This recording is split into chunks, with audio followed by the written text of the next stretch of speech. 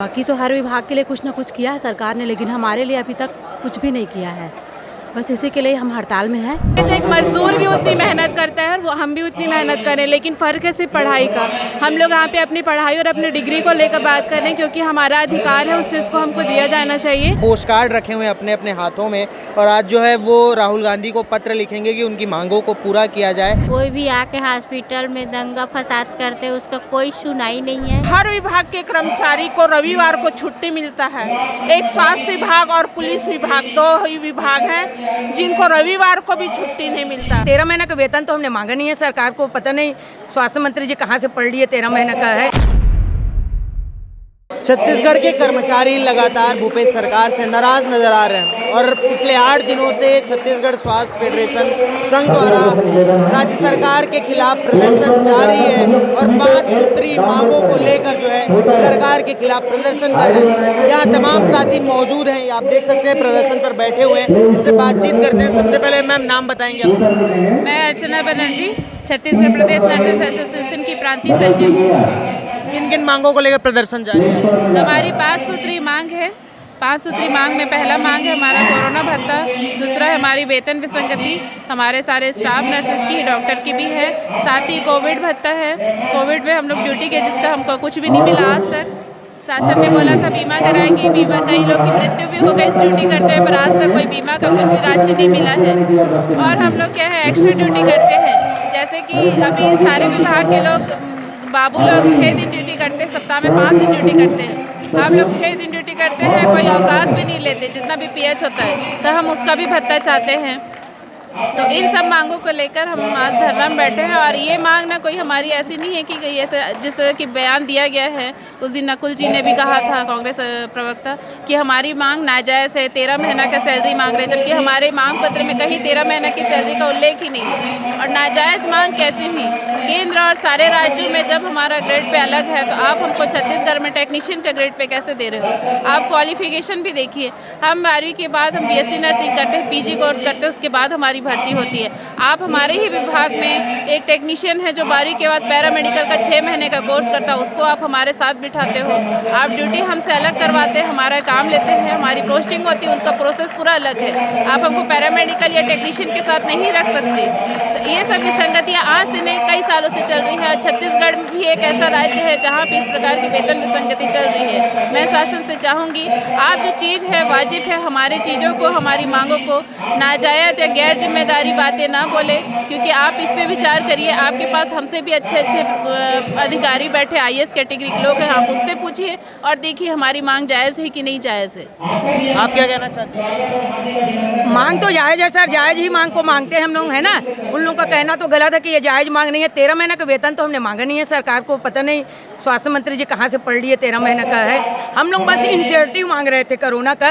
उन्होंने खुद कहा था कोरोना के समय में कि स्वास्थ्य विभाग के कर्मचारियों को इंसेंटिव दिया जाए, कोरोना भत्ता दिया, उस भत्ते की मांग कर रहे हैं। और जो हम ज़्यादा अतिरिक्त मांग रहे हैं ना, वो जो शनिवार इतवार को छुट्टी मिला है, बाकी जगह बाकी विभागों में सिर्फ 5 दिन काम करते हैं, हम पूरा 7 दिन काम करते हैं। तो सप्ताह में जो 2 दिन काम करते हैं, तो हम चाह रहे हैं वो 2 दिन का हमें उसी वेतन में जोड़ के दिया जाए। हम कोई 13 महीने का वेतन नहीं मांग रहे हैं। बहुत से लोगों का कहना है कि जो अभी छत्तीसगढ़ में चुनाव होना है, उसको लेके जो सारे कर्मचारी है अब बहती गंगा में हाथ धोने चले आ रहे हैं। किस तरह से देख रही हैं इन बातों को? नहीं, बहती गंगा में हाथ नहीं धो रहे हैं हम रमन सरकार के समय भी 46 दिन का हड़ताल किए थे।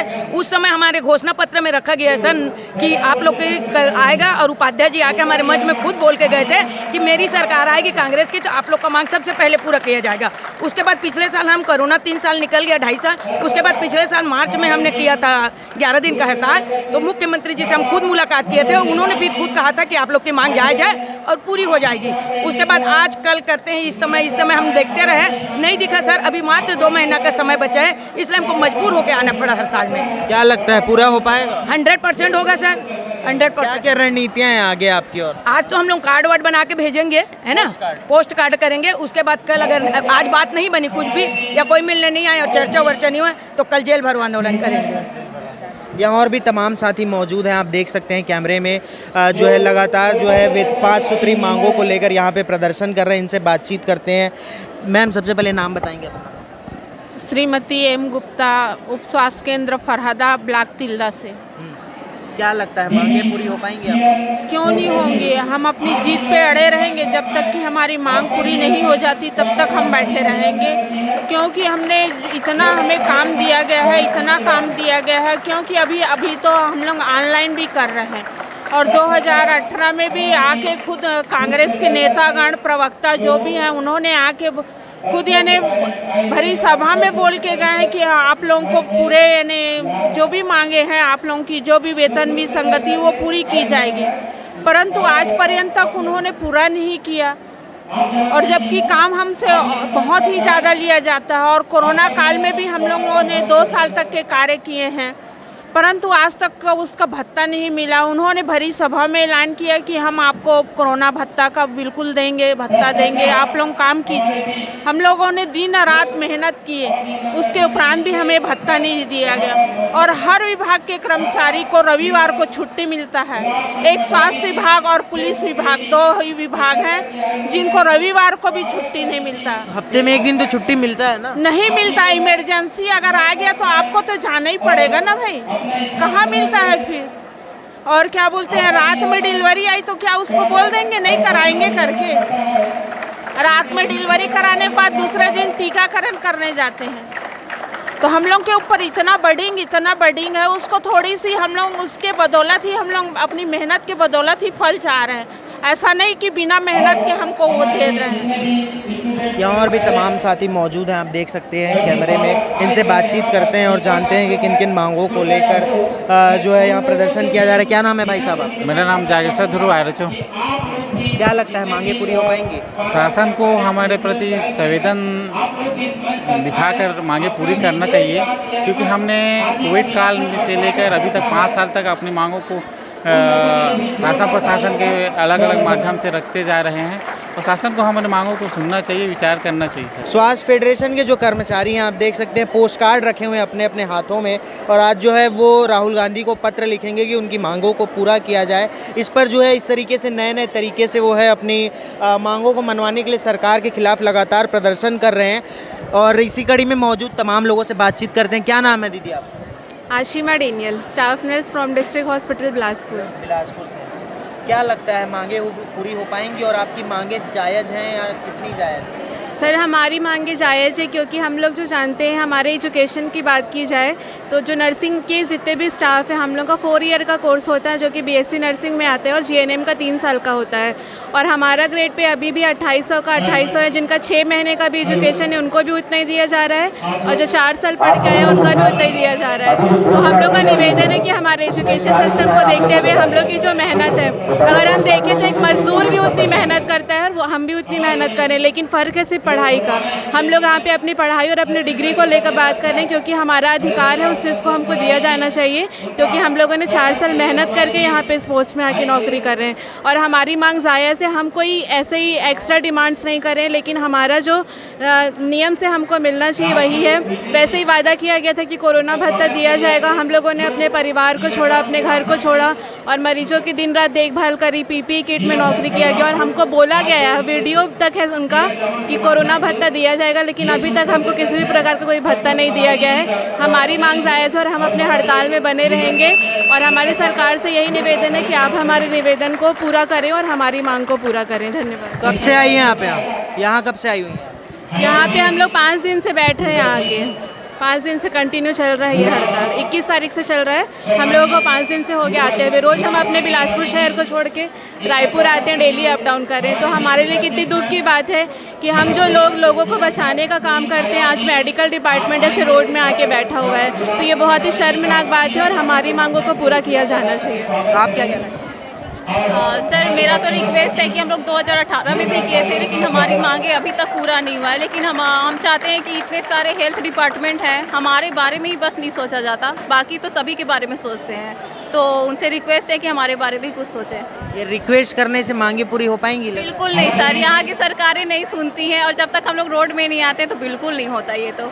लेकिन होता ही नहीं है, कुछ देखने के लिए ही नहीं आ रहे। हमारे मंत्री जी तो बिलासपुर गए हुए हैं। क्या लगता है आपको, आपकी जो आंदोलन है और उग्र करना पड़ेगा या इतने में सरकार सुन पाएगी? उग्र करना पड़ेगा, बहुत ज़रूरी है, क्योंकि ऐसे तो सुनने से रहे 2-3 हड़ताल हो चुका है, सिर्फ बैठ के लोग जाते हैं और हमारी डिमांड पूरी नहीं होती है। क्या रणनीतियाँ हैं आगे आप? अभी तो हमारे राहुल गांधी जी को पत्र लिखा जाएगा, उसकी तैयारी चल रही है। भारत माता की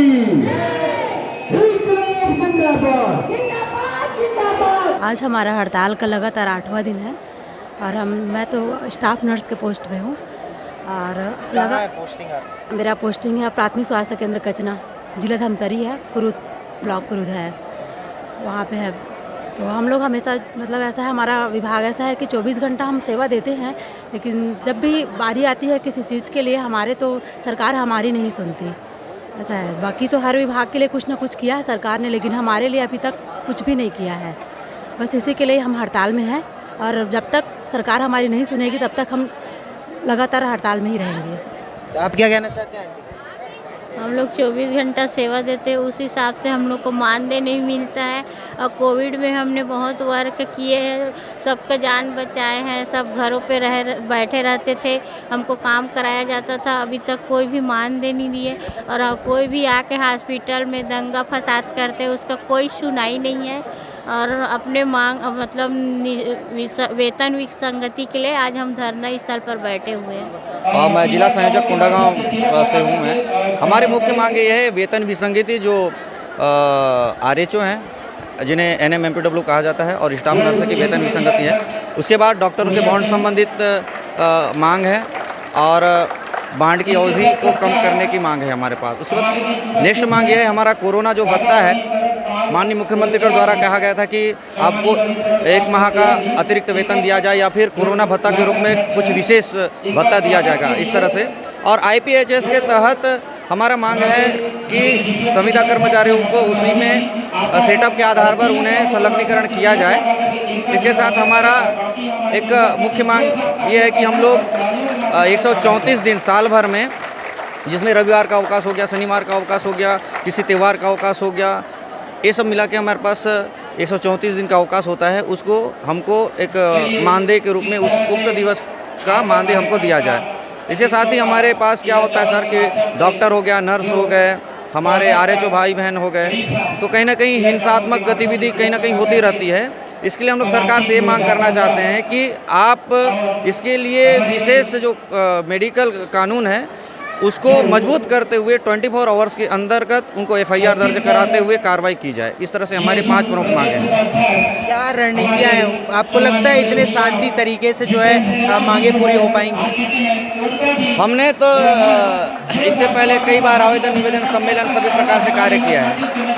हम लोग गांधीवादी विचारधारा के तहत कार्य किया है, परंतु आज ऐसा स्थिति आ गया है कि मजबूर किया, क्योंकि सर पटवारी को दिया, हड़ताल किया, पटवारी को दिया, सचिव को दिया, मितानिन को दिया, आंगनबाड़ी कार्यकर्ता को दिया, सभी को दिया, लेकिन हमको मजबूर किया क्योंकि 4.5 साल तक हम लोग कभी भी आंदोलन के लिए बाध्य नहीं हुए।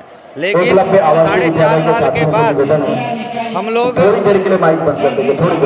आज शासन हमको मजबूर किया है कि हम लोग यहाँ पर हड़ताल या आंदोलन करने के लिए। आगे क्या रणनीतियाँ हैं? हमारी आगे रणनीति है सर कि हम लोग कल जेल भरो